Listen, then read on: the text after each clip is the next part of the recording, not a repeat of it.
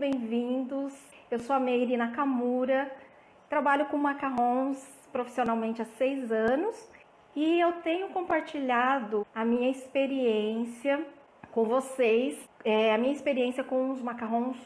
Eu tenho uma forma diferente de ver e entender os macarrons e eu tenho falado muito sobre isso e principalmente hoje eu quero ressaltar tudo que eu falei, tudo que eu falo, porque tudo que eu falo é o que eu faço e por isso mesmo eu tenho sim 100% de aproveitamento na minha receita, eu tenho sim resultados positivos na minha produção durante o ano todo. Eu tenho compartilhado a forma como eu vejo, como eu faço. Tudo que eu tenho falado até agora não é nada mais, nada menos do que eu realmente faço na minha produção. E ter um equipamento, ter um teflon que não está seco 100%.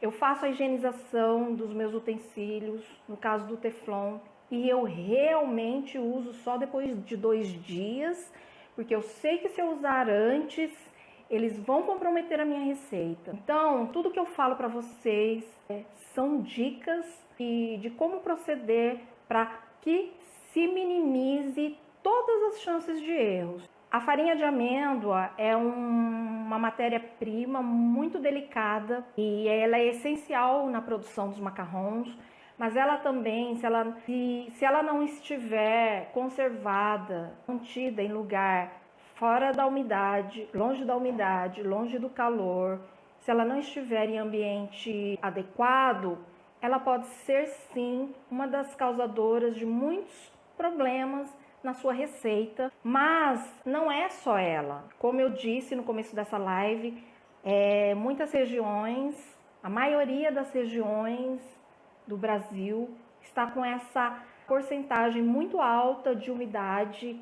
Então, se você não tem todos os cuidados, não é só com a farinha, não é só com o cacau, não é só com o chocolate em pó não, com o cacau, não é só com os corantes em pó. Toda matéria-prima tem que se ter o cuidado e quando eu falo, talvez muitas pessoas não se atentam ou não dão importância para esse detalhe, mas faz toda a diferença no resultado final, quando você não tem esse conhecimento, quando você não tem essa atitude, quando você não muda certos comportamentos. Deixar um pouco o lado tão convencional e tão tradicional de ver as coisas, não dar importância a um só motivo, um só equipamento ou um só ingrediente, porque tudo faz parte de uma engrenagem que se uma dessas peças não estiver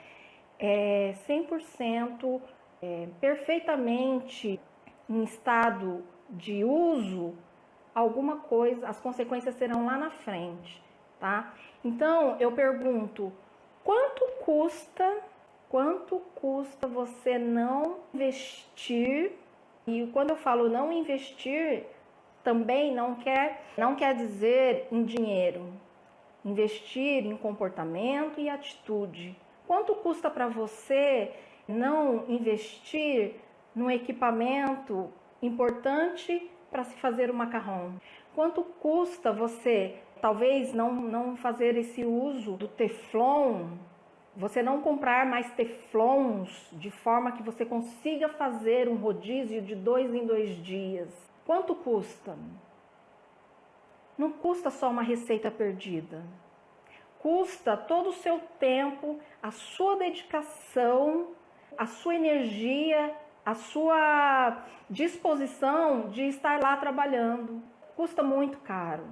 Então, quando tem se falado muito numa marca de farinha lá no meu grupo de Telegram, e eu conheço pessoas que usam aquela marca e elas falam que aquela marca é muito boa. Se tem pessoas, por exemplo, que fala que dá ótimo resultado e não tem perda, por que você não experimenta investir, por exemplo, nessa farinha? Ela é cara? Você vai pagar um frete caro? Mas qual que é o custo-benefício? Vocês pararam para pensar? Porque às vezes você compra uma farinha barata, mas você ainda vai fazer um teste e você não sabe se essa farinha vai ser boa. Ao contrário do que muitas pessoas estão falando lá, muitas pessoas falaram que a farinha é boa. Por que você não tenta, não compra uma quantidade pequena, experimenta, faz um teste e se for boa você vai poder investir numa matéria-prima que vai te dar o resultado, por exemplo. Eu penso muito nisso, eu penso muito no custo-benefício, eu penso em fazer tudo que eu faço realmente, tudo que eu faço antes de executar a receita, todo aquele preparo que eu venho falando, eu faço e é por isso mesmo, e eu acredito que seja isso, que eu tenho 100% de aproveitamento na minha receita e durante o ano todo. Eu não cuido só apenas da farinha de amêndoa, eu cuido sempre do que vem antes, porque o macarrão ele tem o antes, ele tem um começo, tem um meio e tem um fim. Então, há de se pensar sobre isso, sobre o custo e benefício. Se você está pedindo uma farinha que, por exemplo, custa R$80, mas você vai pagar o frete mesmo assim, por que não investir numa farinha que é um pouco mais cara, mas que tem dado resultados muito bons para as pessoas, que são comentados, que a gente viu os comentários? Por que não testá-la? Ela é cara, você vai pagar o frete, mas a outra é barata, você vai pagar o frete mesmo assim, só que você não tem um número de pessoas que falou que aquela farinha é boa, por exemplo. E outra coisa, muitas pessoas têm falado sobre a calda do merengue italiano, né? Eu faço só merengue italiano. As pessoas têm falado muito sobre a perda da calda do merengue. Então, uma outra coisa que faz muita diferença e talvez você não saiba, fazer o uso de um termômetro muito bom, eficiente. Porque às vezes a sua calda pode estar tendo problema justamente nessa parte de não estar medindo, talvez não estar medindo adequadamente. E por exemplo, como eu já tenho um termômetro aqui, é esse que eu vou usar. Mas talvez também valha a pena investir em um outro termômetro, porque não é comum as pessoas perderem tantas caldas, tantos merengues, tantas receitas por causa de uma calda. Bom, pelo menos para mim, isso não é normal. Então, se você sabe que você tem problema na calda, você tem que pensar que o problema pode estar no termômetro também. E faz toda a diferença, porque é o que eu falo. Quando o processo começa errado ali na calda, vai todo errado lá pro forno, e aí pode acontecer dele rachar, dele ficar torto, dele sair com uma consistência, uma casquinha fina e quebradiça, vem tudo lá do começo. Então não adianta você ter um forno top, uma batedeira top, se esse equipamento importantíssimo é que está te causando problema. Não adianta você ter técnica, você usar a técnica corretamente, se o que está te causando problema é esse equipamento que mede a temperatura da calda. Faz tempo que eu não falo isso, mas hoje eu tenho que repetir justamente por causa disso. Todo investimento, macarrão, na verdade, fazer macarrons não é difícil. Ele não é difícil porque ele é temperamental. Na minha visão, ele é difícil porque ele é muito técnico e quando você não investe em equipamento, quando você não investe em conhecimento, quando você não investe em matéria-prima, acontece um monte de coisas, um monte de problemas, um monte de erros. E aí você acha que é a receita, e aí você troca o açúcar impalpável pelo açúcar de confeiteiro, ou o contrário. Você começa a alterar a receita, e aí vai chegar uma hora que nem você sabe mais o que você está fazendo, porque a receita já não é mais original, a temperatura do forno não é original.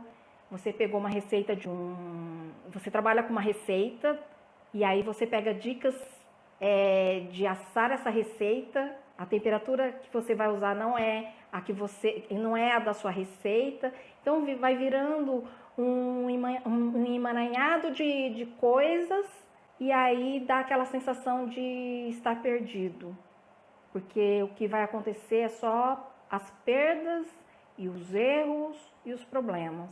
Então, fazer macarrões não é tão difícil assim. Eu falo isso porque se você tem...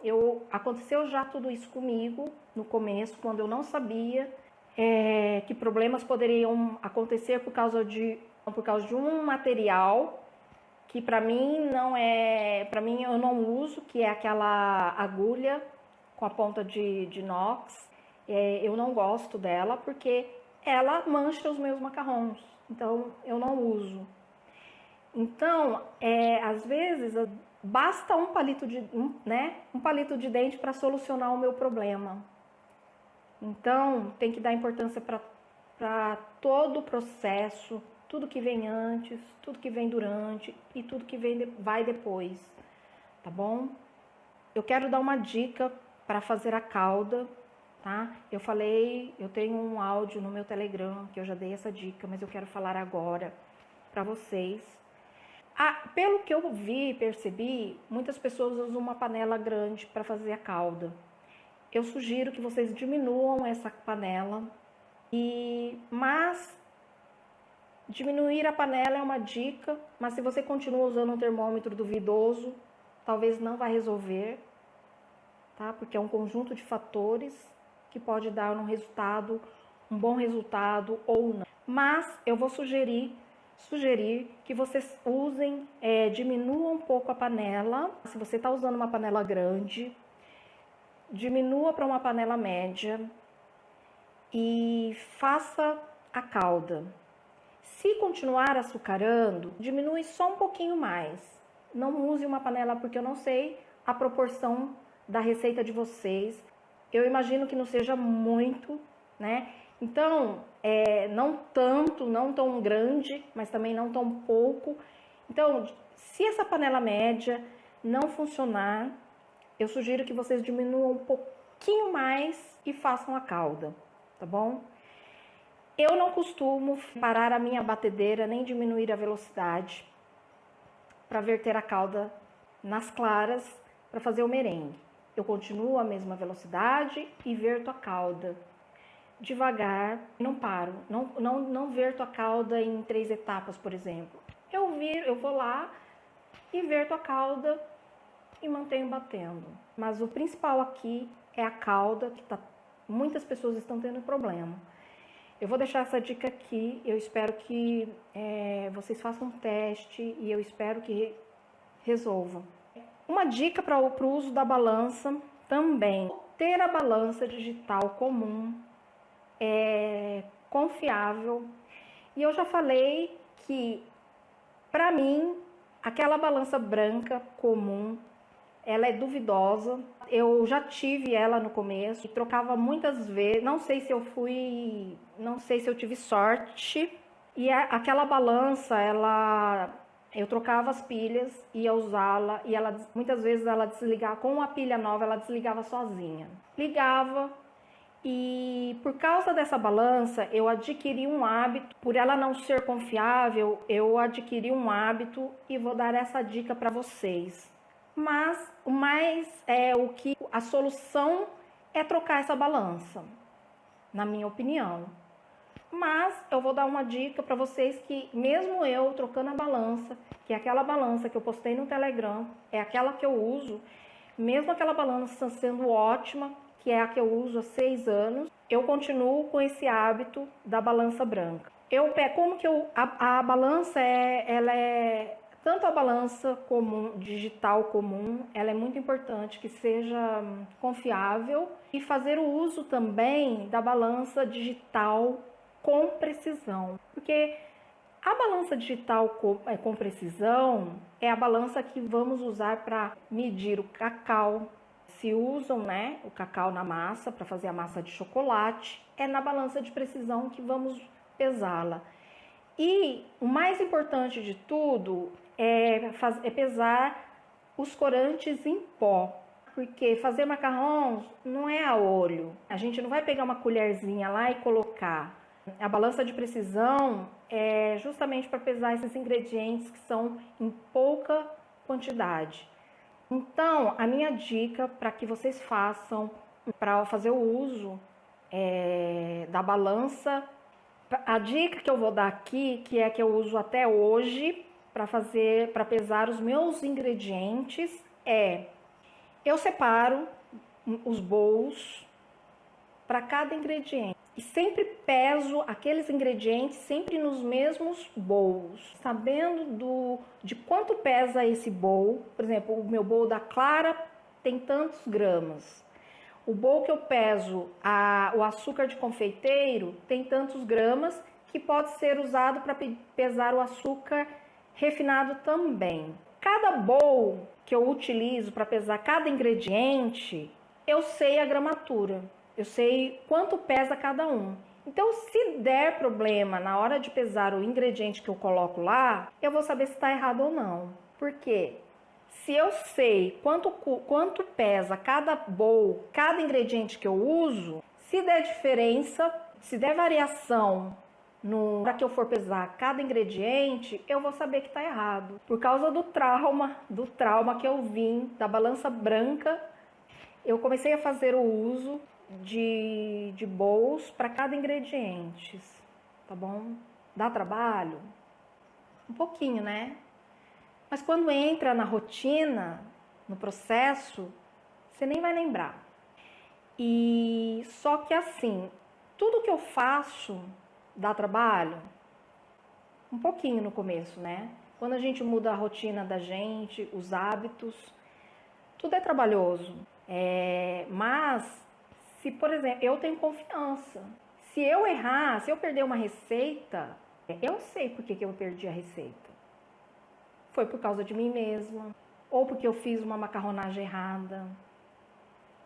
Mas não vai ser por causa dos meus utensílios nem dos meus equipamentos, tá?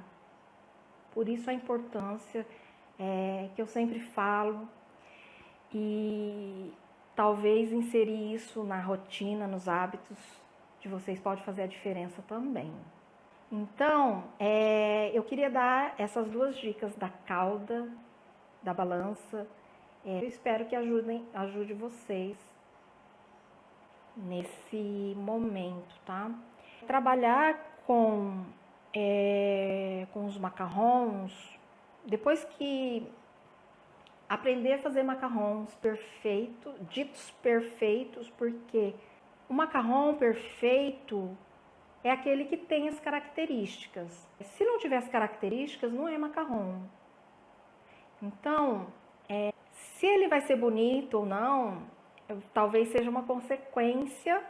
A principal preocupação que nós temos é que ele tem que ter as características. Se ele não tem as características, os pezinhos e as saias ao seu redor, macio por dentro, sem estar com aquele vão, sem estar oco, e aí ele vai ser bonito também. Cada técnica, uma estética diferente, mas o importante é ele ter as características, tá bom?